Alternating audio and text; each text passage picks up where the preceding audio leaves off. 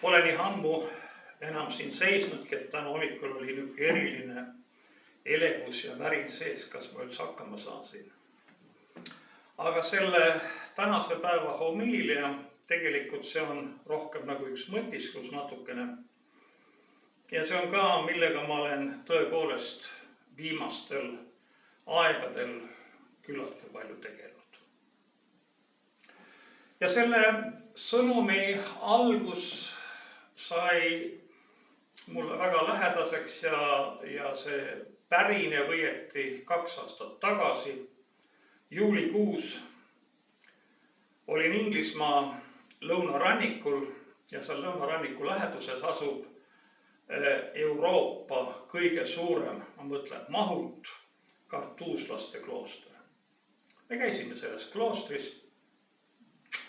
Muidugi neid munkasid praegu seal ei ole palju, nüüd on üle 20, aga selle kloostri ristikäik, kuna te teate, et klooster on tavaliselt 4-kandiliselt ehitatud ja seal sees on selline ristikäik, mis ühendab siis, kus saab kõikidesse kohtadesse minna, on 1,7 kilomeetrit pikk. Nii et sellepärast me saime aru, et miks need mungad sõitsid jalgrattaga seal ühest kohast teise, mitte ei käinud, sest tõepoolest, kui sa päeva jooksul pead palju käima, siis on see päris pikk maa. Ja veel võib-olla ajaloolisest tagapõhjast nii palju, et Prantsuse revolutsioon 1789, kui algas, siis oli ka rünnak kiriku vastu, kõik kirikud pandi kinni. Suur osa vaimulikke hävitati, tapeti, giljotineeriti, kokku 150 000 inimest üldse, et oli väga verine aeg. Ja seoses ka kloostrite kinnipanemisega oli see ordu mures ja siis otsustati ehitada Prantsusmaa nende kloostrite taustsüsteemi arvestades siis Inglismaale. Üks suur klooster, seda ehitati 6 aastat. Et kui tõepoolest Prantsusmaal selline jube asi järgneb, et siis vähemalt need mungad, kes on võimelised pääsema sealt, saaksid kuskil olla. No loomulikult Prantsuse revolutsioon sai läbi, siis tuli Napoleoni aeg ja siis tulid järgnevad ajad, nii et need ajad ei olnud nii karmid, aga see klooster on väga võimas. Ja kui me seal kloostrisse sisse läksime, meid tutvustati selle asjadega, siis oli kloostri sinna keskele, sellele muruväljakule, mis on ühtlasi ka kloostri kalmistu, kaevatud haud. Ja seal haua kõrval oli üks selline paksust puust tükk, mille peale siis munga surnukeha asetatakse, tema munga rüüs, isegi kirstu ei panda ja siis aetakse see haud kinni. Ja seoses selle kloostriga tutvumisega ja kõige sellega üks lause läks mulle eriti südamesse. See, kes meid tutvustas, ütles, et see oli muide kartuuslaste klooster, ma vist ütlesin seda.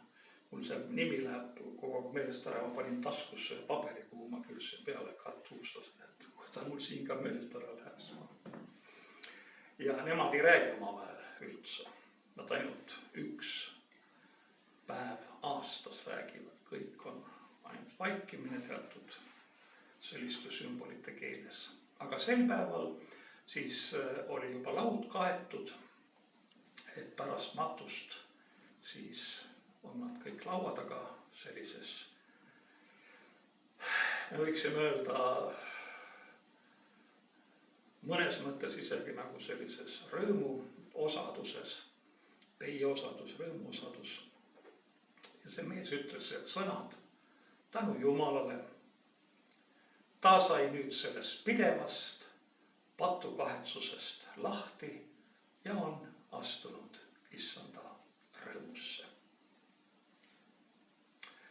Kui me tuleme evangeeliumi juurde, siis Markuse evangeeliumi alguses me loeme, Jeesus alustab oma kuulutust ja ütleb, parandage meelt ja uskuge evangeeliumisse. Kui me tuleme nelipühipäeva juurde ja Peetrus peab oma jutluse, siis kui küsitakse, mida me peaksime tegema, siis ta ütleb, et parandage meelt ja laske ennast ristida. Piiblis on öeldud, kes usub ja kes on ristitud, see saab õndsaks. Ja selles mõttes uskumine tähendab usaldust. Uskumine, see on pidev jätkuv protsess. Muidugi meil on väga raske võib-olla mingis mõttes mõõta, kui palju me usaldame Jumalat, kui palju me eile usaldasime, kui palju homme usaldame. Aga ma selle juures täna ei peatuks, vaid just nimelt selle meeleparanduse juures. Muidugi tänapäeva maailm tegeleb ühe teise asjaga, meele jahutamisega. Aga kui me tuleme sõna meeleparandus juurde, siis paljudes keeltes on seal eesliide kas re või midagi taolist, mis tähendab nagu uuesti või jälle uuesti millegi tegemist.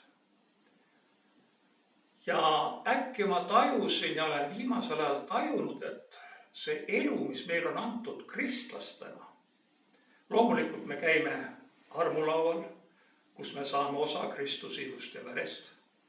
Ja tekstki ütleb, et kui me ei söö tema ihu ja joo tema verd, siis meil oli igavest elu. Aga miks me siin maailmas oleme? Loomulikult kristlastena me tahame teha head teistele inimestele, kaasinimestele, tahame Jumalat armastada, teenida.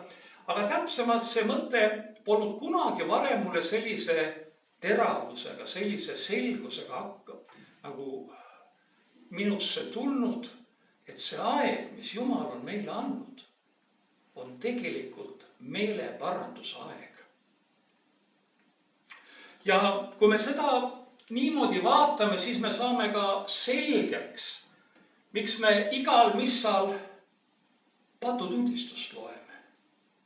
Mõnele inimesele mõnes teises liikumises on see kuidagi nagu arusaamatu, et